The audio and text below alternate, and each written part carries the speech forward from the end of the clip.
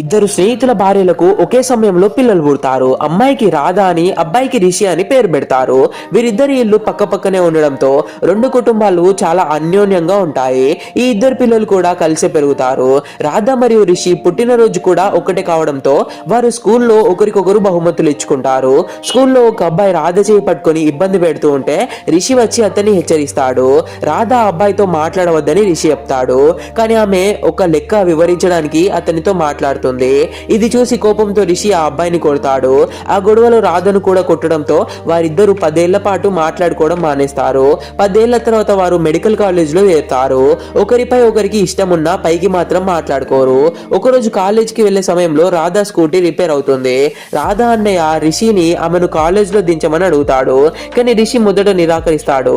రాధ ఆటోలో వెళ్తుండగా దారిలో కొందరు ఆమెను తప్పుగా చూస్తూ ఉంటారు. అప్పుడు రిషి తన బైక్ పై వచ్చి వారికి అడ్డుగా నిలబడి రాధకు రక్షణగా ఉంటాడు.